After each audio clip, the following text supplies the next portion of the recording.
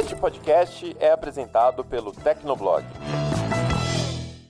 Hoje você tem streaming de toda a produtora, de todo estúdio e tudo mais. Como é que você faz para manter o usuário assinando o seu streaming? Como vocês mesmos falaram, tudo é commodity agora. Como é que eu mantenho ele aqui? Voltou a dinâmica do Blockbuster. Você tem que criar, baseando-se talvez no streaming, isso a gente sabe que é a receita de sucesso do Netflix, tentar entender o que faz mais sucesso, porque é o que vai gerar mais buzz no Twitter, no Instagram, as pessoas postando que, nossa, aquela série vocês estão acompanhando tão bem? Isso é o que faz as pessoas irem assistir, isso é o que gera o FOMO, né? O Fear of Missing Out, de eu preciso manter a minha assinatura, porque costuma sair aqui uns conteúdos originais, mesmo esses conteúdos originais sendo produzidos com base tanto no algoritmo, o que gera uma consequência de ser tudo meio parecido, sabe?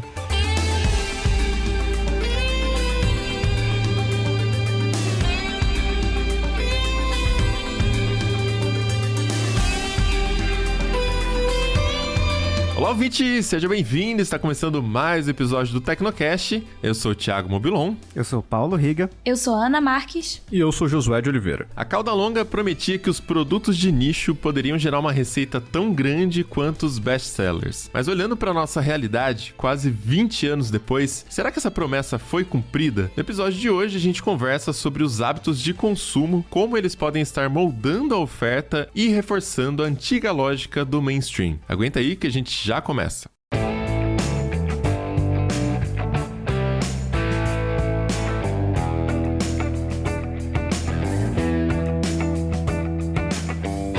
A popularização da tecnologia permitiu maior acesso a serviços e a opções mais variadas de consumo. Porém, mesmo com um catálogo gigante de literalmente tudo, de filmes, séries, jogos, é fácil perceber o que realmente vende, ou seja, produtos que concentram o interesse da maioria das pessoas. No mundo físico, as lojas eram obrigadas a focar nesses produtos, até por conta dos seus limites físicos também. O faturamento de uma loja estava ligado diretamente ao tamanho do seu espaço físico. Esse é o seu fator limitante. Ou seja, dá para dizer que existe um custo de prateleira. Para cada produto que a loja decide colocar à venda, ela está abrindo mão de um outro produto que poderia estar ocupando aquele mesmo espaço. Na prática, isso também é um custo de oportunidade, né? Porque você tem esse limite e você tem que saber como otimizar esse resultado, como trabalhar com os produtos que vão te trazer um maior retorno. Outra forma da gente analisar esse custo é pelo impacto que eles têm nas margens de lucro da loja. Então, por exemplo, se a loja coloca à venda aquela TV moderna do momento e constrói uma salinha ali com sofá para as pessoas terem essa experiência, essa TV está ocupando um espaço X da loja que tem um custo Y para manter ali, né? Pode parecer que não, mas esse custo está ali, que é o uso daquele espaço. Daria para a gente, por exemplo, tirar a média do custo por metro quadrado da loja e tentar entender qual é o custo, né, que aquela TV está ocupando com aquele espaço. Isso significa que a TV precisa vender o máximo possível, certo? Para que esse custo seja diluído entre todas essas vendas. O custo não aumenta de acordo com a quantidade de TVs que é vendida, mas o seu custo marginal pode ser maior ou menor dependendo do resultado que você tem com as vendas desse produto. Se vender muito, então, o custo é menor, o impacto é menor nas margens da TV, mas se você não estiver vendendo muito a TV, não faz sentido manter esse produto à venda. Então isso explica por que as lojas não colocam produtos que têm pouca saída. Não é só deixar o produto à disposição e se alguém quiser comprar, beleza. Porque ele está ocupando o espaço de outro produto que poderia realmente estar convertendo, né, Riga? E esse negócio de espaço em loja, TV, que é um troço grande, né, ocupa muito espaço, isso aí é disputado à tapa, né? Tipo, as empresas, os fabricantes, elas, meses antes de lançar um produto, elas já discutem. Então, sei lá, a gente... Enfim, tem contratos, tem incentivos que as empresas podem oferecer, porque ter esse espaço, né, é um custo para a loja e, obviamente, a fabricante tem interesse em expor aquele produto mais para que venda mais também. Então, em loja física é bastante complicado. Isso a gente percebe quando a gente entra numa loja, quem tá pagando mais ali, né? Quando tem um espaço ali muito, muito caprichado, aí tem um sofazinho para você sentar, para ouvir o som da TV e tal. A gente sabe que tem um dinheirinho a mais rolando ali, né? E no digital, essa dinâmica é bem diferente, né? As lojas online, elas até tentam emular um pouquinho, né? Colocam um banner ali a mais e tal, mas se a gente for pegar, por exemplo, o Google, né? Tem um custo muito grande, né? Com infraestrutura de servidor, tem milhões de servidores espalhados pelo mundo todo. Ele não precisa lançar um servidor novo para cada usuário que vai fazer uma busca, né? Já está escalado ali e o Google consegue atender a demanda, então eles têm uma previsão ali de quanto de tráfego que eles vão precisar e tudo mais, mais ou menos, né? Não faz tanta diferença, né? No final das contas, é um impacto menor. E a mesma regra vale para Netflix, Spotify ou uma Amazon da vida, né? Então, o custo marginal com infraestrutura para cada novo play, né, numa música, para cada nova venda na Amazon, são centavos, né, fração de centavos, na verdade, né, porque se você for pensar quantas centenas de milhões de usuários essas empresas têm, o Google, né, mais ainda e tudo mais, por tanto de servidores, por tanto de infraestrutura de TI que eles já gastam, acaba sendo um custo muito baixo, né, não dá nem para colocar ali na conta. E até só para explicar aqui essa questão do custo marginal, que é uma palavrinha que não faz tanto parte do nosso dia a dia, né? Mas para uma hamburgueria, por exemplo, para cada hambúrguer que ela tá vendendo, existe um custo que é crescente. Tem o pão, cada hambúrguer é um pão a mais, é uma carne a mais, um bacon a mais, etc. Esse custo escala, ele cresce, né? No caso do digital, o que a gente tá falando é que é o contrário, né? O custo, ele é mais ou menos fixo, lógico que conforme aumenta bastante, o custo vai aumentar também, mas não é perceptível como seria em um produto que cada produto você depende daquela quantidade de matéria-prima, né? Então o Google não vai abrir servidores porque teve 100 buscas a mais em um dia, ou uma Netflix quando alguém está assistindo alguns programas a mais. E mesmo que abra, isso dilui tanto, chega a ser imperceptível quando você calcula o valor por usuário. Talvez o custo de implantar essa infraestrutura toda seja bastante alto, mas uma vez que ela está implantada, já fica bastante diluído, né? Diferente de fato de uma loja física, em que o custo está sempre ali assombrando os vendedores, né? É a vantagem da companhia de energia elétrica, né? Ela gasta bastante, assim, tem que colocar poste, ou sei lá, tem que enterrar os fios e não sei o que lá, mas uma vez que a rede elétrica tá pronta, bicho, já era. Aquilo ali é só lucro, assim, uma manutenção aqui e tal, mas o custo é muito baixo, né, pra você manter aquela empresa funcionando e dando lucro e tudo mais. E aí, voltando pro exemplo do varejo, né, da loja física, quando a gente pensa, né, você vai no shopping e tal, numa loja de eletrônicos qualquer, enfim, né? Hoje em dia tem pouquíssimas, mas vai lá na loja de eletrônicos e tal, a capacidade de atendimento, ela não é escalável, né? Tipo, não é tipo, dá um estalo, vai aparecer 5 vendedores novos ali. Tipo, não existe isso, né? Isso é muito mais custoso. E a capacidade de prateleira também, né? Então, a loja que tá dentro de um shopping, ou até fora de um shopping, enfim, ela normalmente paga um aluguel, né? Por aquele espaço. Então, obviamente, né, como toda empresa que preza por eficiência operacional e tudo mais, ela tem um cálculo ali de quanto que o metro quadrado rende ali para aquela loja, né? E dentro de um shopping, por exemplo, normalmente, muitas vezes, o aluguel também está relacionado às vendas, ao faturamento da empresa. Então, é por isso que você, às vezes, vê algumas lojas ali que, não tem ninguém ali, né? Sei lá, uma loja de joias, né? Não tem ninguém ali, como que essa loja ocupa tanto espaço ali e tal, mas pro shopping talvez faça sentido, porque quando vende, né? Tem um faturamento muito grande e aí passa a fazer sentido ali. Mas basicamente, justamente por não ser tão escalável assim como é no digital, essas lojas físicas elas têm que focar no mainstream, tem que focar no que vende e tem que ser um negócio certeiro. E se não for um negócio que vende, se for um produto muito nichado, imagina que você tá vendo ali uma vitrine de uma loja e só tem, um produto muito caro que você sabe que tem um volume mais baixo, né? Uma TV de 100 polegadas, OLED, QLED, sei lá, com a última tecnologia 8K, ela não vai vender muito, né? Mas às vezes tem esses fatores adicionais, né? Que como a gente comentou, existe às vezes um incentivo, né? Alguma parceria comercial ali para promover aquele produto. Numa loja virtual, aí, você entra, né, na loja online ali e você acessa a página de TVs. Vai ter 200 modelos diferentes em todos os tamanhos possíveis, de todas as marcas possíveis, marcas que você nunca ouviu falar. E muitas dessas marcas e muitos desses modelos geram pouquíssimas vendas. A gente sabe, por exemplo, do mercado de celulares, né, que é um mercado de altíssimo volume. Tem celular que, pelos números que a gente tem né, de bastidores e que não são divulgados ao mercado, tem celular que vende 50 unidades, assim. Então, se esse celular, né, tivesse ocupando muito espaço ali e gerasse um custo ali de atendimento, de vendas, de não sei o que lá, não seria vantajoso. Mas numa loja virtual vai ter um monte de opção, você pode escolher a que você quiser e o custo ali para ela colocar um produto a mais, um produto a menos, enfim, é muito baixo, ele quase não existe, né? Você só precisa contratar as pessoas ali para cadastrar os produtos, talvez se aumentar as vendas, né? E não se aumentar o número de produtos. Você precisa ter mais funcionários ali para trabalhar ali no centro de distribuição, mas um modelo de produto a mais ou a menos normalmente não faz diferença. E eu sei que nesse momento aí do Tecnocast, né? A gente tá falando muito desse negócio de custo marginal e tal, todo mundo tá pensando na cauda longa, né, do Chris Anderson. O Chris Anderson, ele foi editor-chefe da Wired, né, uma revista de tecnologia muito conhecida, e a obra, né, mais famosa dele é de 2006, que surgiu inclusive a partir de um artigo da Wired, mas é o livro A Cauda Longa, a nova dinâmica de marketing e vendas, como lucrar com a fragmentação dos mercados, né, tem um subtítulo gigante, mas todo mundo conhece pela cauda longa. Então, de modo geral, explicando mais tecnicamente, a cauda longa é uma estratégia na qual as empresas elas poderiam lucrar vendendo uma quantidade menor de um grande número de produtos. Essa ideia acabou sendo muito difundida. Acho que a gente até falou em alguns episódios de Tecnocast. Josué já trouxe exemplos de livrarias, né? Que é mais a praia dele. Enfim, o caso Barnes & Noble, Amazon, enfim. Mas é uma daquelas buzzwords que todo mundo já ouviu falar, né? Acho que acabou sendo muito popular mais na década passada, mas eu acho que quem acompanhou esse mercado ainda entende.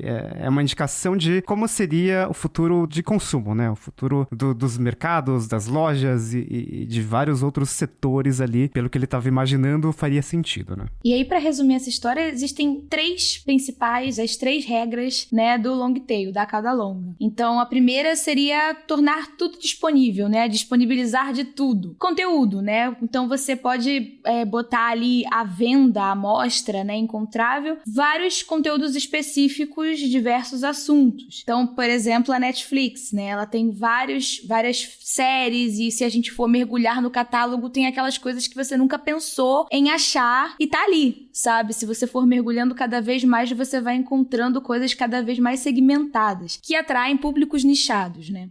A segunda regra seria cortar o preço, né? E aí ele diz, corte o preço pela metade e agora baixe ainda mais. Então, é realmente reduzir preço, já que a gente tem custos mais baixos no digital, né? Os custos marginais ali, eles são menores, então a gente também pode praticar preços mais baixos, e isso a gente vê de montes, assim, quando a gente vai comparar preço de loja física e preço na internet, né? Tem loja que faz até uma negociação, se você encontrar um preço mais baixo na internet, você chega ali e pode negociar, tem algumas que estão abertas a essa negociação, mas isso é comum no digital, então você entra ali numa loja, num e-commerce, e você tá esperando preços menores mesmo do que se você fosse comprar ali no físico, né? E aí você tem que fazer aquela balança e ver se faz sentido, se você precisa de repente mais rápido, então você vai na loja física e paga mais por isso, né? Então, tem essas coisas aí do digital que são muito características, né? E a terceira regra, né, da cauda longa seria ajude-me a encontrar, né? A encontrar o que eu preciso. Então, o conteúdo ele tem que ser encontrável. E aí existe duas coisas, né? A primeira tem que ser encontrável se eu estiver buscando. Então, tá ali a questão do Google, né? Tem tudo isso que a gente fala bastante, até quando a gente fala sobre SEO. Então, tem que ser encontrável. A gente tem que botar ali, pesquisar por alguma coisa e a coisa tem que aparecer pra gente, né? Então, os sites que otimizam, né? Eles têm que fazer conteúdo pensado em como as pessoas estão buscando aquilo para que o algoritmo do Google consiga botar aquilo ali na primeira página, enfim, tornar encontrável. E tem a outra parte também, que é tornar encontrável quando nem você sabe que está procurando. E aí existem os algoritmos de recomendação, por exemplo, né? Então você tem uma navegação que é um perfil X no Spotify ou na Netflix. Ali o algoritmo tá entendendo do que você gosta. E aí do nada ele vai te sugerir um outro filme ou uma outra música naquele estilo e pode ser nichado e vai cada vez mais nichado mesmo, né? Se você parar pra pensar naquele release radar do Spotify, né? Que ele te mostra ali lançamentos, ele vai pensar no que você consome. Pode ser mainstream e pode ser não mainstream, se você consome coisas, né, mais ali no deep underground underground, né? Que é como se fala, essa é a questão aí das músicas, né? E dos filmes também, do cinema. Então, o algoritmo, ele tem que te mostrar isso, né? E isso conversa muito com essa terceira regra do me ajude a encontrar. E aí, pensando apenas nesse conceito, né? A cauda longa até que parece uma situação bem legal, mas todo mundo tá ganhando, né? Por um lado, tem a loja, que vai ter o incentivo de colocar o máximo de produtos no catálogo, né? Tanto os best-sellers ali, o mainstream, quanto os produtos de menor demanda. Tudo isso, de certa forma, vai estar trazendo receita para a loja. E num outro cenário, quem é criador ou artista independente ou autor independente, também parece que vai conseguir bastante retorno com isso, já que, de certa forma, você vai ser exibido para todo mundo, né? Então, assim, na lógica ideal ali, né? Naquele conceito mesmo, na ideia, parece que é uma situação que todo mundo ganha. A plataforma tá exibindo uma pessoa muito famosa, né? Vamos dizer, uma Anitta, e ao mesmo tempo ela tá exibindo um artista independente. Então, será que aquilo ali tá tudo realmente sendo visto por todo mundo, né? A gente pensa muito na Amazon quando a gente fala disso também. Ela é a chamada de loja de tudo, né? Justamente porque ela vende tanto os produtos best-sellers quanto os de nicho. E ela é um dos exemplos mais consolidados, né? Inclusive, tem toda a polêmica dela ter, entre aspas, destruído as editoras, né? Destruído a não dá parte esse gancho física. pro Josué, Ana, que senão o podcast muda de pauta no meio aqui. Eu não vou... Eu vou conscientemente evitar comentar sobre esse assunto. Sigamos em frente. Mas então, e aí nessa questão, a Amazon é um dos exemplos mais claros, mas a gente pode pensar em diversas outras plataformas, né? E a gente pode pensar em diversos tipos de produto, no entretenimento, fora do entretenimento também, quando a gente vai pensar em vendas, né? Esses marketplaces tipo Shopee, AliExpress, né? Que tem ali os pequenos vendedores que também estão ali agora ganhando um espaço. Então a gente pode ver essa lógica em diversos tipos de comércio, né? Eu acho que dá até pra pensar em coisas que viraram mainstream, que viraram, né, de mais populares aí, mas que talvez não fosse possível se tornarem tão populares se não fosse a lógica de cauda longa. Por exemplo, cometendo, né, o risco aqui de ao vivo cometer um engano, mas, por exemplo, um K-pop da vida, sei lá. É uma questão específica, sim, mas que hoje é extremamente popular, mas é tão específico que um jovem não ia achar esse tipo de conteúdo em loja de CD, pra falar aqui da nossa época, né? Acho que, não sei se a Ana ainda é tão jovem, Josué, mas sabe que você na loja de CD pegava o fone de ouvido, deixa eu ouvir aqui fita, né? Até essa parte eu peguei também, loja de fita. E não ia passar na TV, não ia passar em nenhum lugar. Mas, por conta dos algoritmos do YouTube, que conseguem ver pessoas com perfis parecido com o seu, ele consegue tanto ser uma plataforma para hospedar esse tipo de conteúdo, que antes não teria nem onde você disponibilizar, né? Para o consumo. E ele consegue também traçar esses perfis de forma que,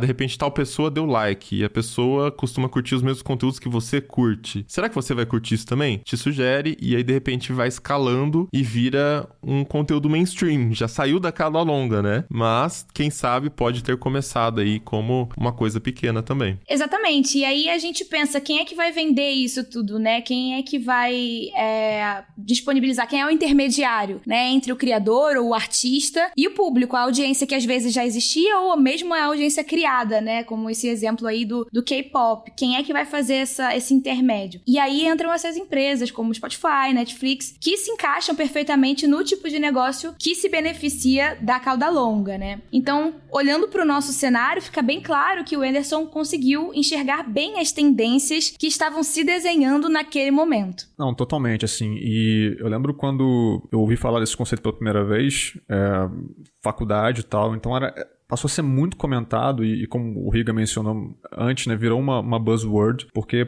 parecia ser de fato aquilo que descrevia como ia ser o mercado no futuro, digamos assim, aquele clichêzão, né? Olhando para o nosso cenário cultural hoje, sobretudo para opções de entretenimento, que, cara, a cauda longa venceu, digamos assim, né? A gente tem de fato um modelo onde tudo tá disponível e boa parte desse tudo é composta de produtos que não necessariamente terão uma enorme procura, mas que vão interessar grupos específicos de pessoas, né? Então, tudo tá disponível o tempo todo. Então, de fato, parece que a cauda longa venceu. E isso dialoga muito com a maneira como a gente passou a consumir as coisas, né? Nesse futuro, digamos assim, que na verdade é o nosso presente. Então, quando a gente pensa novamente aí no entretenimento, nas opções que a gente tem hoje, antes, né, quando a gente pensava em música, comprar um CD, e eu peguei essa época do CD, já fui em loja de CD comprar e tal, não peguei a época da fita, aí é o Mobilon, mas eu lembro do CD. Eu era criança, mas cheguei a comprar. Sei. Claro, ele era criança, gente. Mas enfim, exigia um certo compromisso, sabe? Tipo, você tinha um compromisso com uma escolha que você fez. Você separou um determinado dinheiro e você vai à loja comprar aquele produto, então você está comprometido com aquilo, digamos. Aquela opção foi a que você fez. E a mesma coisa quando você ia numa locadora alugar uma fita, um DVD, sabe? Tipo, você comprometeu o seu dinheiro e o seu tempo com aquele produto e não com todos os demais que estavam ali em volta. Hoje, a nossa relação com as opções de entretenimento é bem diferente, porque, claro, quando a gente separa um tempo para assistir alguma coisa, a gente separou aquele tempo e a gente está comprometido com aquilo. Mas é um comprometimento menor, digamos assim, porque as opções, caso a gente queira trocar, caso a gente não goste dos 10 primeiros minutos do filme ou da série que a gente está vendo, são tantas que o nosso comprometimento com os produtos que estão ali à nossa disposição tende a ser um pouco menor. Dentro dessa pegada tem até uma piada que eu já vi algumas vezes na internet, que é tipo, vamos assistir o Netflix? Bora. Então a gente vai ficar aqui meia hora navegando, tentando pensar e tentando decidir o que a gente vai assistir, e no final das contas a gente vai assistir alguma coisa que já estava na nossa lista ali há bastante tempo, né? Vamos ver Friends pela 15ª vez, basicamente. Aquele botão aleatório ali do Netflix é o maior símbolo disso, né? É tanta coisa que suga sua energia e, vê qualquer coisa. Então, bota um botão aleatório ali, pronto, resolvido. Estamos assistindo Netflix. E não à toa, a Netflix lançou uma categoriazinha de filmes de até 1h30, porque a galera tava querendo consumir, eu não quero, não importa o que vai ter, eu só quero consumir alguma coisa rápida, né? Então, tem essa coisa do modelo de consumo rápido também, que veio, né, com o digital, e a galera, ela tá procurando qualquer coisa rápida que ela possa consumir. Então, ela não quer perder tempo, né? Então, tudo isso é um sinal de como as coisas mudaram. E aí a gente começa a perceber como o conceito da cauda longa, a aplicação dele, na verdade, né, como a digitalização dos diversos produtos, né, seja aquilo que a gente compra numa loja, no varejo, ou, sei lá, os produtos de entretenimento, geram consequências que não necessariamente o Chris Anderson, autor do livro, conseguiu prever, né. Então, dentro dessa lógica de cauda longa, é necessário oferecer muito o tempo inteiro. Então, agora, como vocês falaram, nós somos bombardeados com muitas escolhas possíveis. E isso acaba gerando, talvez, uma dificuldade de escolher. Antes disso, a gente tinha um momento de escassez, digamos assim, né? Você tinha menos escolhas limitadas, as prateleiras tinham um espaço X, e agora a gente tem prateleiras ilimitadas, né? Um espaço que não termina. Agora eu tenho tudo que eu quero, e isso deveria ser muito bom, mas ao mesmo tempo eu tenho uma dificuldade cada vez maior de escolher o que eu quero consumir, o que eu quero assistir, o que eu quero ouvir. Quando o Spotify me faz uma playlist, isso é uma das regras da cauda longa, né? Ele tá me ajudando a encontrar, como a Ana falou, mas ao mesmo tempo ele tá me poupando de um trabalho que eu tenho hoje menos ânimo pra fazer, que é ir atrás de novos produtos, novas bandas, novas músicas pra conhecer, porque talvez eu não tenha tanto tempo, talvez eu não esteja mais tão investido assim nisso. Então é uma consequência da cauda longa que talvez não fosse aquilo que o Chris Anderson previa, digamos assim. Ou porque tem também tanta coisa pra consumir que a gente vai montando listas infinitas e no final das contas a gente não tem nem energia pra falar assim, putz, mais coisa não. Totalmente, não tenho tempo, né? Deixa eu parar nessa lista aqui. Acho que a gente vai dando uma sabotada na cauda longa a todo momento, né? Então, quando você abre o aplicativo ali de música, sei lá, Spotify, Apple Music, qualquer um que você use aí, por mais que você diga que, poxa, eu sou eclético, eu ouço de qualquer coisa e tudo mais, você tem uma tendência a ouvir mais alguns artistas, mais alguns gêneros ou mais algumas playlists, músicas, enfim, né? Então, quando começou a aparecer um monte de serviços de streaming no Brasil, né? E aí tinha aquelas tabelas comparativas ali, a gente falava, mas esse aqui tem 15 milhões de músicas, o outro tem 16 milhões. Eu fui ver agora, no site da Apple Music, quantos milhões de músicas tem. Tem 90 milhões, né? Eu nem tinha ideia. Pra mim ainda tava naquela casa dos 30 milhões, né? Que muitos serviços ficaram ali durante muito tempo. Então, diante de tantos milhões de músicas ali, você vai consumir uma pequena fração ali de músicas. Possivelmente, você vai consumir de artistas que já estão em alta, que já são mais populares. Então, você também tem essa tendência de escolher quem você já conhece, enfim. Isso acaba fazendo com que o algoritmo te recomende mais músicas daquele estilo, daquele artista. Então, você começa a ouvir mais músicas também daquele artista. E, às vezes, quando você tá... Putz, eu não sei o que eu quero ouvir hoje. E o que os serviços de streaming de música fizeram pra quando você não sabe o que você quer ouvir? Um negócio muito interessante chamado rádio, né? Quando a Apple fez todo aquele estardalhaço, olha, agora temos um recurso incrível na Apple Music. A gente vai chamar de Beats One e é uma rádio online 24 horas. Cara, que basicamente vai ser uma curadoria humana das músicas ali, de uma pequena fração ali, de uma pequena parte das músicas que estão no serviço, e naturalmente essa curadoria vai ter que ser de forma a prender o usuário, né? Pra qualquer plataforma é interessante que o usuário fique o maior tempo possível ali consumindo e tudo mais, né? Então existe uma tendência de que uma rádio ou uma estação, enfim, ela apresente músicas, né, que vão ser mais curtidas pelas pessoas, que são mais conhecidas pelas pessoas. Então aquela parte ali da cauda longa vai sumindo, né? A gente vai dando uma sabotada nela. Calma aí, então você quer dizer que não foi a Apple que inventou o rádio? Minha vida é toda uma mentira? Eu acho que não, acho que faz um tempinho, assim, que tem esse conceito, assim. Tinha de pilha, sabe? Tinha... então. Tinha até uns radinhos que você simplesmente apertava um botão. Olha só, existia a possibilidade de ter cauda longa, porque você tinha aqueles radinhos de pilha bem pequenininhos que tinha um botão e tinha um aleatório ali pra você escolher uma estação aleatória. Hoje nem isso mais. Você vai lá e tem uma, duas opções, enfim.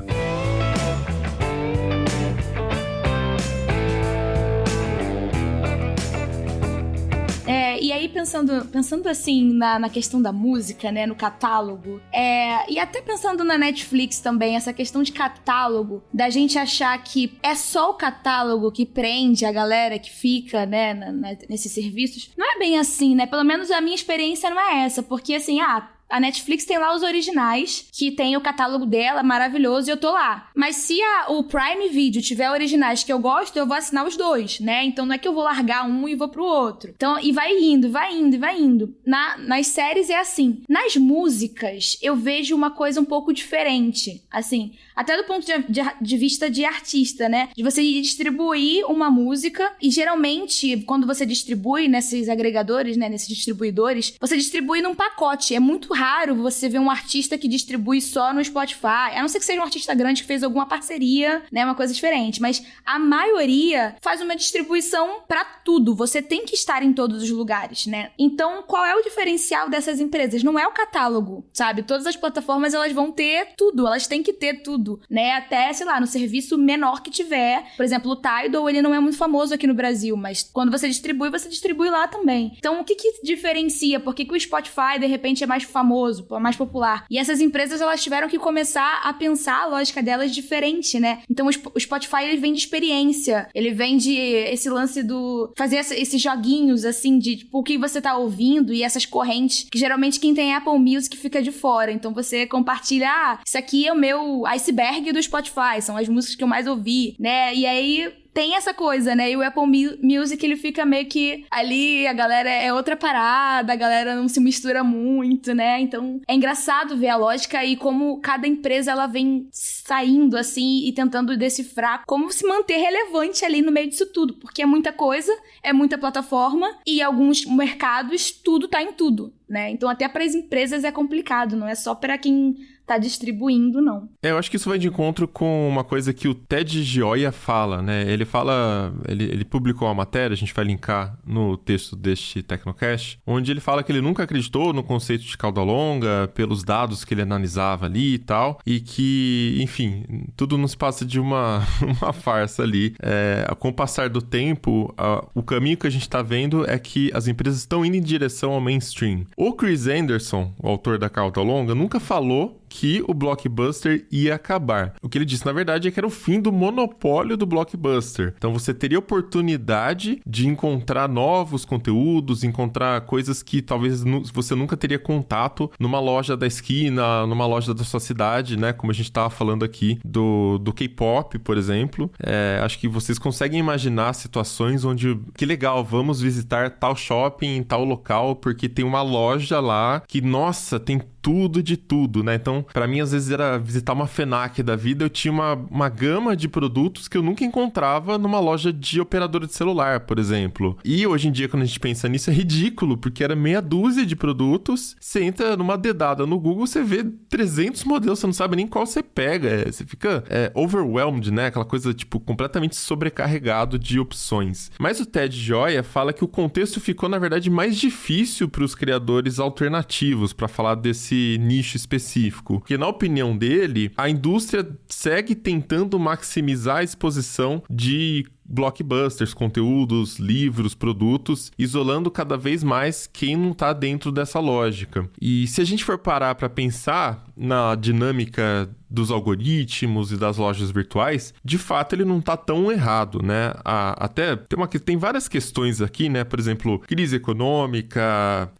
aumento da competição, então você tem grandes players aí de conteúdo, por exemplo, streaming. Até alguns anos você tinha duas opções, Netflix, o Spotify, aí tinha um B ali, sei lá, um Deezer, uma coisinha assim, mas hoje você tem streaming de toda a produtora, de todo estúdio e tudo mais. Como é que você faz para manter o usuário assinando o seu streaming? Como vocês mesmos falaram, tudo é commodity agora. Como é que eu mantenho ele aqui? Voltou a dinâmica do Blockbuster. Você tem que criar, baseando-se talvez no streaming, isso a gente sabe que é a receita de sucesso do Netflix, tentar entender o que faz mais sucesso, porque é o que vai gerar mais buzz no Twitter, no Instagram, as pessoas postando que, nossa, aquela série vocês estão acompanhando também. Isso é o que faz as pessoas irem assistir. Isso é o que gera o FOMO, né? O Fear of Missing Out, de eu preciso manter a minha assinatura, porque costuma sair aqui uns conteúdos originais, mesmo esses conteúdos originais sendo produzidos com base tanto no algoritmo, o que gera uma consequência de ser tudo meio parecido, sabe? Eu não sei se vocês já estão com essa sensação. Por exemplo, com Marvel, cara, todo o arco que chega até o Thanos, Guerra Infinita, o segundo filme, todo o arco até ali, pra mim, tipo, tem um filme mais ou menos, né? Tipo Thor Ragnarok, pra mim, já que merda foi aquela, mas enfim. Tipo, é incrível, saca? É muito legal. Só que agora já parece que, tipo, acabou, sabe? O pessoal tá tentando e repetindo a dinâmica de coisas que fizeram muito sucesso. E eu sinto isso em muita coisa que eu acompanho de conteúdo, de série, de música e tal. Parece que é tudo meio igual. Parece que tudo tem as mesmas sacadas, ou tenta extrair sacadas que estão muito em alta na cultura da internet, por exemplo, né? A linguagem, as ideias. Então acaba ficando realmente aquela sensação de que a gente voltou pra estaca zero. É tudo igual, é tudo mainstream, e o alternativo, de fato, também acaba se moldando por isso às vezes, mas óbvio que tem o alternativo, mas digo, até quem tava produzindo conteúdo é muito influenciado pelo que tá fazendo muito sucesso no algoritmo. Você quer fazer sucesso no TikTok? Faça tal coisa. Quer fazer sucesso no Instagram? Faça tal coisa. E vai ficando tudo meio comoditizado, né? Esse exemplo da Marvel é talvez o mais evidente hoje em dia, assim, né? A franquia que mais faz dinheiro no mundo e tem a Disney por trás e etc. Mas o Gioia vai pegando outros exemplos também que vão demonstrando, na opinião dele, como essa promessa da cauda longa de que ela seria muito benéfica para quem é alternativo, para quem está nas margens, né? Ele vai mostrando que essa promessa talvez não tenha se cumprido e que nunca teve chance de se cumprir. A avaliação dele é um pouco mais apocalíptica, né? Então você pega ali Hollywood, você tem grandes franquias, adaptações de quadrinhos, Marvel, então você tem aquelas franquias tipo Harry Potter, todas essas franquias que já são o mainstream, assim, ali na sua tela, muito claramente é uma repetição, e aqui não tô nem dizendo que as produções são ruins, é só porque é repetitivo, é uma propriedade que já se provou e todo mundo gosta, e ela continua sendo enfatizada porque é ali que tá o dinheiro. Em bom português é isso. O Gioia também apresenta, por exemplo, dados da Netflix. Ele vai dizer, olha, o Netflix, na verdade, o número de filmes e séries diminuiu ao longo dos anos. Então, a cauda, o número de elementos da cauda foi diminuindo. No mercado de música, ele olha pro Spotify e fala, cara, o fluxo de caixa segue instável. sustentável. Todos esses artistas que estão ali na cauda, eles não estão gerando tanta renda assim a ponto do Spotify ficar, se manter rentável, se manter com um fluxo saudável sempre. E a própria Amazon, ele chama atenção para isso, porque no passado, quando a Amazon era apenas o varejo, né, a Amazon teve problemas de caixa no passado, chegou a haver uma avaliação de que ela poderia falir, e hoje a empresa teve que encontrar diversas outras formas de renda, né? Então você tem ali Prime, você tem ali computação em nuvem com a AWS, ou seja, a cauda longa não deu conta sozinha, digamos assim. Então tem todos esses exemplos que o Gioia vai usando para mostrar que, cara, sempre teve um problema nessa ideia de que a cauda longa conseguiria, diluindo esse valor aí ao longo de uma cadeia enorme de produtores, de fornecedores de produtos diversos, nunca houve de fato a possibilidade disso dar certo na avaliação dele. A Amazon é aquela empresa que teve uns 14 anos ali, né, de oportunidade para falir, nunca faliu, sempre ficou no 0 a 0, e aí quando começou a lucrar, bicho, aí ninguém segurou mais a empresa, foi aquela, né, empresa trilionária ali de valor de mercado. Mas esses pontos aí que ele comentou, eu não sei se eles parecem tão facilmente quebrados, assim, porque a Netflix, a gente já fez um episódio recente aqui no Tecnocast, né, sobre quais caminhos ela poderia seguir, né, e um dos que a gente comentou foi o de ser mais específico para cada mercado. Então você abre a Netflix agora e vai ter, sei lá, La Casa de Papel Coreia. Você vai ter Casamento às Cegas Japão, né? Que são mercados que Netflix ainda, né, não decolou assim do jeito que ela decolou aqui no Ocidente, por exemplo, né? Então é uma coisa mais específica, mais direcionada assim, e até no Apple TV Plus, por exemplo, né? Que é um serviço de streaming, né, menor, não sei como tá o número de assinantes ali, mas não tem tanta influência quanto uma Netflix da vida, que você vai ver e tem algumas coisas ali que, caramba, isso é bem específico, assim, apesar de ter um catálogo muito, muito mais restrito, né? E o caso da Amazon, a realidade é que, sim, né, a AWS é o que dá lucro, né, pra empresa. O varejo dá muita receita, mas o serviço de nuvem da Amazon é o que tem uma margem de lucro muito grande. Mas mesmo no varejo, mais da metade da receita de Amazon é de marketplace, né? Ou seja, de produtos vendidos por terceiros e não vendidos pela Amazon. Então isso indica, de certa forma, que deu certo, né? O varejo da Amazon, falar de cauda longa, lá tá funcionando, assim, porque você tem muito mais vendedores terceiros do que a Amazon, né? Que vende ali, que acaba focando um pouco mais nos seus produtos próprios ali, né? Um Amazon Echo, um Kindle e tudo mais, mas também tem muitos produtos de fabricantes maiores. Só que os vendedores terceiros ainda dominam, né? Mais da metade da receita de Amazon é por meio de marketplace. Até quando ele fala do conceito da cauda longa tá muito centralizado nas mãos dos grandes players. Tá, mas eram os grandes players que estavam possibilitando uma cauda longa, né? O pequeno, sei lá, a Ana, por exemplo, ela é musicista. Ela não tá pensando em abrir um site de música pra ranquear no Google e conseguir divulgar a banda dela. Não, ela tá pensando em fazer música e disponibilizar essa música em algum lugar que pode, sei lá, pode explodir, pode deixá-la super famosa, e depois você vai capitalizar em cima disso, você vai fazer shows e etc, né? Mas você precisa desse canal que já concentra todos os usuários, pessoas que se interessam por um gênero musical parecido com o que a banda dela produz, e que quando ela lança música nova, o Spotify, por exemplo, conseguiria, utilizando o algoritmo dele, recomendar, olha aqui essa banda nova, brasileira, sei lá do que, né, nesse nicho de rock aqui que você curte também, dá uma ouvida aí, né? Então é mais ou menos isso que se espera realmente da lógica da cauda longa. A questão é que, no final das contas, as pessoas têm um comportamento de massa. Você vai consumir o que tá todo mundo consumindo. Às vezes nem é tanto mérito daquele conteúdo ser muito bom, às vezes é mérito de ter gerado um buzz. E aí tanta gente gosta que todo mundo quer ter uma opinião. Aliás, ainda mais com redes sociais, né? Você precisa ter uma opinião, então eu preciso assistir tal conteúdo só porque tá todo mundo comentando.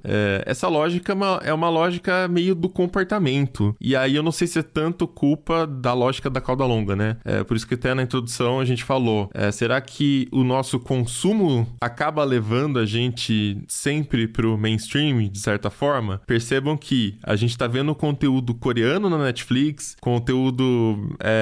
o cinema coreano, né, fez muito sucesso aí nos últimos anos pela Netflix, rendeu até filme que se transformou em série, de tanto sucesso que fez. Enfim, e todo mundo ficava comentando, quando que você pensava em assistir filme coreano? Por exemplo, eu assisti uma série inteira coreana de zumbis. Eu nem lembro mais o nome da série, mas eu comecei a assistir e me captou e eu falei, nossa, legal, né? Até as coisas que a gente acha meio boba na produção, sei lá, você tá tendo contato com uma cultura diferente, né? A cultura deles é um pouquinho mais inocente, assim, então é legal você ver como funciona, né, a mentalidade de culturas tão diferentes da sua. Então aquilo também era uma forma de me manter preso na série, né, que não era um Walking Dead, por exemplo, que é uma série que tem todos os elementos da cultura mais ocidental, mais americanizada. Enfim, então acho que no final das contas, essa é a cauda longa dando certo. Só que é óbvio que os B-sides, eles podem fazer sucesso, e uma vez que um B-side faz sucesso, ele não é mais nicho, ele é massa.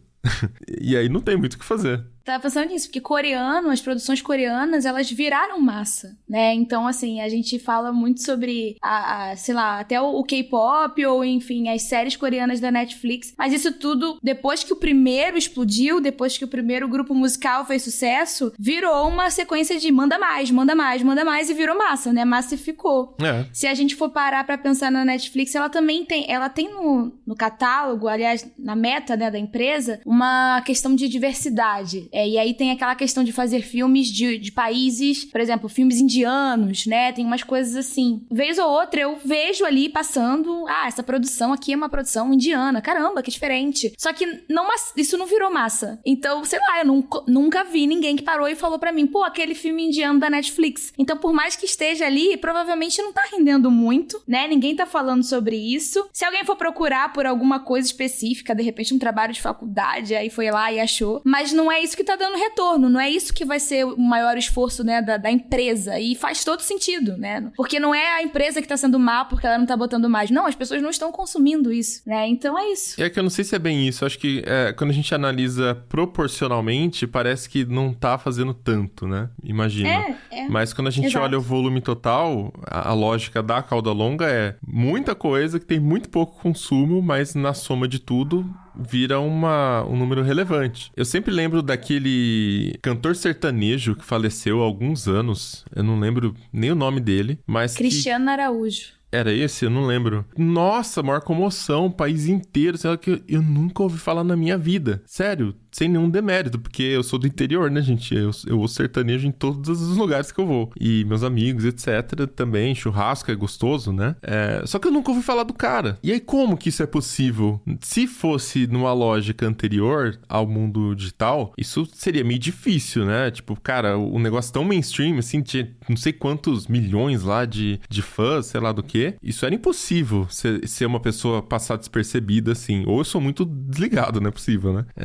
E aconteceu, porque o cara fazia muito sucesso na internet também. Então, provavelmente, o algoritmo tava indicando pra uma galera que consome muito conteúdo sertanejo, não sei, no YouTube, enfim. Que é uma coisa que eu não consumo, né? Eu não entro no YouTube nem pra ouvir músicas, já começa por aí. Enfim, então, esse é o tipo de coisa que se possibilita com essa dinâmica de long tail. Será que num passado, quando você era criança, você provavelmente conheceria ele por meio de TV ou rádio, que também são lugares com espaços limitados, né? Então, você não consegue colocar todos os artistas ali, né? Tem uma curadoria humana e tem, enfim, contratos, etc. Quando a gente pensa naqueles programas de auditório onde muitos artistas eram revelados, sei lá, um Domingo Legal da Vida, um Gugu revelando aquelas bandas lá que tinha muito, assim, naquela época, todo mundo conhecia, assim, virava uma coisa popular, né? E então não tinha como passar despercebido se você ligasse a TV e fatalmente seria até num porque SBT, numa Globo da Vida, né? Eu não tinha mais o que fazer, né? Tipo, provavelmente eu ia estar assistindo o Gugu naquele horário. Eu não tinha Netflix, eu não tinha YouTube, eu não tinha outras opções de consumo também. Então é isso, sabe? Você tem Faustão, Gugu e acabou. Ou você vai soltar pipa e chutar bola na rua. É isso.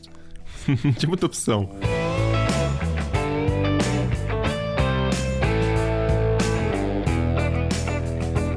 Eu acho que algo que não foi totalmente compreendido mesmo dentro dessa lógica de cauda longa é o que o Mobilon falou antes, né? Que o Chris Anderson não disse que o Blockbuster ia acabar, mas que era o fim do monopólio do Blockbuster, né? Então, agora as pessoas que produziam coisas, né, quaisquer que fossem, né, sejam produtos artísticos manuais, seja filmes e músicas, agora elas tinham pelo menos uma chance de serem encontradas, né? Uma chance maior de serem encontradas. Eu acho que muita gente, e aqui pensando até mesmo no que eu ouvi na faculdade e tal, e no tom meio celebratório da ideia de cauda longa, tomou isso como uma verdade objetiva. Tipo, agora vai ser a chance de quem é alternativo, de quem tá nas margens, de quem é independente.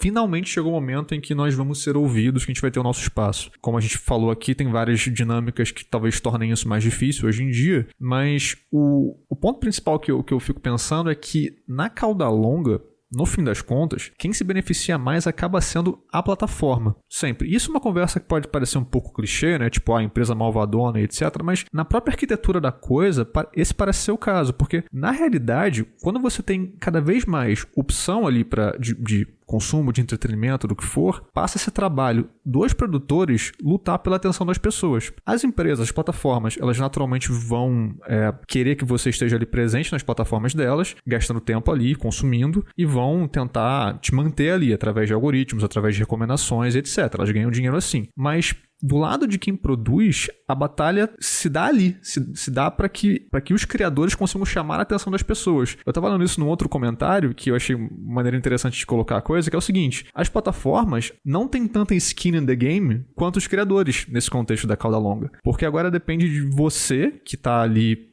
produzindo um livro, um filme, uma música ou o que for, encontrar maneiras de chamar a atenção das pessoas. A plataforma quer que você chame a atenção, porque a plataforma ganha em cima disso. Mas se você não chamar, não é um grande problema para ela. Então talvez esteja aí um pouco da desilusão que muitas pessoas têm com o momento que a gente tem atualmente, né? Que é muita opção, mas uma dificuldade cada vez maior para romper essa bolha que separa boa parte dos criadores de todos os segmentos do que é mainstream, né? Eu fico pensando até que ponto as plataformas elas teriam esse dever ou o propósito delas seria, de alguma forma, amplificar esses produtores, né? Então, acho que a questão é exatamente essa, assim, como o Mobilon já falou antes, e você já citou também, Josué, nunca foi a questão de os blockbusters vão sair e os dependentes vão fazer muito sucesso. Né? Nunca foi isso. Então a plataforma, ela também não tinha uma certa obrigação ou algum propósito de chegar lá e botar essas pessoas na mídia, né? Digamos assim. Eu acho que a plataforma, ela pode recorrer a algumas formas de ajudar produtores, mas esse não sempre foi o propósito, e acho que não é o propósito da plataforma. A plataforma é um intermediário. Eu vejo muito dessa forma, assim. A plataforma é um intermediário e se o produto vai vender, etc e tal, isso continua muito parecido ao que é no físico, né? Isso não muda porque é digital. De qualquer forma, vai ter que ter um marketing ali envolvido para o produto ser vendido. E aí é a lógica econômica, né? Acho que a plataforma em si, ela não é muito responsável por isso. É porque vira aquela conversa do ovo ou da galinha, que inclusive é a definição do marketplace, né? De você tem que ter a demanda para conseguir ter oferta, mas você precisa ter oferta para conseguir atrair a demanda, né? A lógica do marketplace. A questão do ovo da galinha, ela se aplica também na parte do consumo. Mas será que as pessoas não consomem esse conteúdo porque elas não estão interessadas? Ou é porque a plataforma não divulga o suficiente para que elas consumam? E aí é sempre tomba um pouquinho pro feeling de cada um, pro ponto de vista de cada um. Eu acho muito difícil mensurar, né? A gente tem visto discussões diversas também, por exemplo, para programação esportiva, né?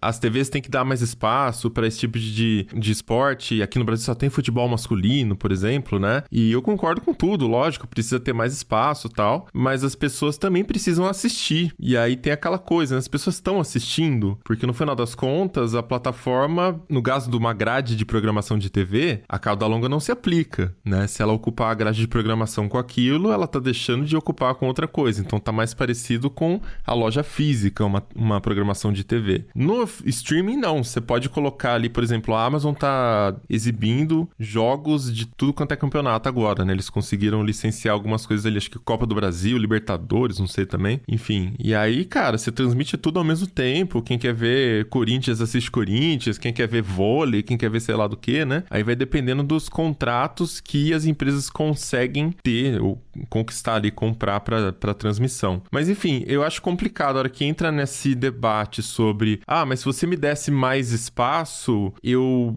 seria mais famoso, por exemplo. Aqui falando como produtor de conteúdo. Tá, mas será que é isso que tá faltando, né? E aí a gente pode entrar em outra discussão também, que é, mas quem tá fazendo mais sucesso é porque tá seguindo a receitinha de bolo, que aí entrando no que a gente tá falando até aqui, né?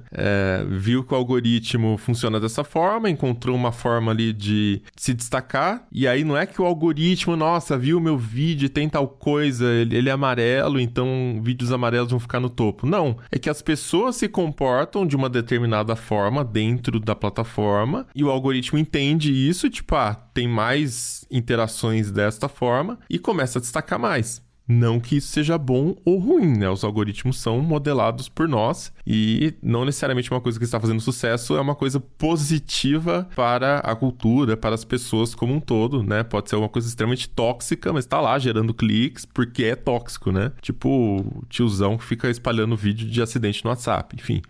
Então, assim, acho difícil às vezes entrar nessa discussão porque meio que a plataforma tá tentando dar para as pessoas o que elas querem para que as pessoas continuem ali. Se a plataforma, em vez disso, passar a pensar em mas eu vou dar mais visibilidade pra XYZ porque eu acho que merece, e as pessoas de repente olham aquilo e falam, putz, não tô interessado nesses conteúdos, e param de assinar, o ecossistema inteiro perde. Porque aí o independente que tava conseguindo ter uma casquinha de visibilidade é pequeno no contexto maior, mas para ele é muito mais do que ele conseguiria se não tivesse a plataforma, ele perde também, né? O povo saiu da plataforma e aí? Eu era famoso no Google Plus. E aí, acabou o Google Plus, o que eu faço agora? Eu acho que tem um pouquinho disso também. Então eu sempre fico um pouco ressabiado de analisar por essa ótica do papel da plataforma. Não que ela seja isenta, né? A plataforma tem suas responsabilidades. Nessa ótica de se divulgasse mais, eu faria mais sucesso. Não, realmente, não dá pra usar isso como uma receita e dizer que sempre seria assim. Mas eu acho que eu concordo com o que vocês dois disseram, né? A plataforma, ela é um intermediário e ela tá ali como uma ferramenta que te permite ser descoberto por algum público, né? Se esse público vai ser grande ou não, aí são outros 500. O ponto, e eu acho que é isso que o Ted Gioia tá apresentando, é que nas conversas sobre Cauda Longa no passado, quando o livro tava lá bombando e todo mundo que fazia, sei lá, matéria de comunicação na faculdade tinha que ler esse texto obrigatoriamente, parecia haver essa expectativa. Parecia haver a expectativa de que as plataformas dariam espaço. Ou então que o espaço existiria. O que o Gioia tá apontando é que, tipo, cara, as plataformas nunca tiveram, de fato, um incentivo nesse sentido. O incentivo é, de fato, que as pessoas passem mais tempo ali e, nesse sentido, a lógica maior é fornecer mais destaque pros hits, pros best-sellers, pro blockbuster, né? Que não vai morrer, como o Anderson já tinha falado, né? Eu acho que as plataformas, elas tentam entender o que faz mais sucesso, porque o papel delas é meio que isso, gerar mais interações e mais consumo. O que a gente vê também é que elas têm iniciativas de treinamento, né? Então, Spotify com podcasters, o YouTube com criadores de conteúdo, tem até estúdios do YouTube espalhados pelo mundo. Então, o Google também, com o algoritmo de busca, ele tenta dar orientações, né, de como faz para o seu conteúdo parecer mais em destaque. A Amazon também tem ferramentas para você otimizar ali, para o produto vender mais. Então, acho que assim, é do interesse da plataforma que tudo seja best-seller. Mas, obviamente, nem tudo vai chegar lá. Eu acho que o algoritmo, eu concordo que ele gera distorções. Todos os algoritmos geram distorções. Às vezes tem vieses, né? Às vezes se baseia em comportamentos ali que, enfim, não são os mais, sei lá, legais, positivos, etc. Mas, no final das contas, o objetivo da plataforma é manter o ecossistema bombando. Até por isso que ela tem essas iniciativas que tenta dar dicas. De acordo com os dados que a gente tem, segue esse caminho aqui. E isso acaba gerando, às vezes, essa homogeneidade na criação de conteúdo, né? De tudo ficar um pouquinho parecido com o que a gente já viu. De tudo isso que a gente conversou, tem algo, de novo, estamos voltando aqui pro Ted Gioia, né, que o texto dele levou muita conversa nossa e discussão sobre esse tema, mas ele gosta da ideia de cauda longa, ele acha que não tá funcionando como foi pregado que funcionaria, mas na opinião dele, e ele termina esse texto numa nota até otimista, assim, tipo, ele vai dizendo assim, cara, a cauda longa pode funcionar na medida em que as pessoas tentarem fazer ela funcionar deliberadamente. Ou seja, quem produz o conteúdo alternativo, independente, o conteúdo das margens, vai ser mais descoberto se os consumidores tentarem deliberadamente ir na direção desses conteúdos. Não apenas esperar que eles cheguem até nós, né? Através dos algoritmos, através do que for. Então, em alguma medida, a cauda longa, para funcionar de fato no seu potencial máximo, ela exigiria também que a gente fizesse um esforço deliberado para encontrar o que a plataforma ainda não entregou pra gente, né? E aí volta no que a gente falou no começo, que a gente já tá de saco cheio de tanto conteúdo, de ter que ficar procurando e a gente acaba assumindo aquela postura um pouco passiva, porque o bombardeio de informações e de possibilidades é tão grande que você tem menos energia, você tem menos tempo. Então a gente até quer soluções que simplifiquem, que facilitem, que deem uma digerida nessa quantidade enorme de opções. No final das contas, talvez a demanda não tenha capacidade para absorver tanta oferta. Sabe? Você tem tanta coisa à disposição, você consome mais, você enxerga mais coisas, mas ainda assim o fator tempo acaba sendo limitante, ou o fator energia. A gente tá falando aqui só de consumo, por exemplo, de conteúdo, liga-se mais a entretenimento. Mas quando você olha pro ambiente profissional, também tem muito mais coisa que você tem que consumir, porque isso tornou o mercado mais dinâmico, as informações estão disponíveis em abundância, então as empresas são mais competitivas, vira um ambiente mais frenético. A gente passa a depender cada vez mais das ferramentas para ajudar a gente com coisas mecânicas, repetitivas, ou com machine learning, né? Começar a identificar padrões e dessa forma tentar simular o nosso comportamento em pequenas coisas. Então, tipo, eu curto conteúdos com essas tags, eu curto, me interesso por conteúdos, por exemplo, de negócios, de trabalho, né? Dentro desses nichos, que são as coisas que fazem parte do meu dia a dia na empresa, cada um tendo as suas ali. Enfim, acho que a gente não dá conta mais, sabe? As listas são intermináveis pra ser uma coisa tão deliberada, assim. Eu vou sentar e escolher. Aí você abre cada lista que você tem 52 vídeos, textos, sei lá do que. Você, overwhelmed. O que eu vou fazer? Vou ver Friends. Deixa eu ver aqui o que tá em alta mesmo e acabou. Então é isso, vamos chegando ao final de mais episódio do Tecnocast. E conta pra gente, você acha que a cauda longa falhou na sua concepção original ali? Olhando pro passado, você consegue lembrar de como era a sua rotina, né? Que tipo de conteúdo você tinha acesso e consumia? E as coisas que você tem acesso hoje, fazendo esse paralelo, né? Muito diferente daquela época. Manda pra gente seus comentários pra comunidade.tecnoblog.net ou comenta lá no Twitter marcando @Tecnocast. Se quiser continuar o papo direto com a gente em todas as redes, eu sou @Mobilon, @Paulo Riga, @Ana Marques, com 4 no lugar do último A, e @Josué de Olive, com V mudo no final. Esse Tecnocast foi produzido pelo Josué de Oliveira, editado pelo Ari Libório e a arte da capa é do Vitor Pádua. A gente fica por aqui e voltamos com outro episódio semana que vem. Até lá! Tchau! Valeu! Tchau, pessoal!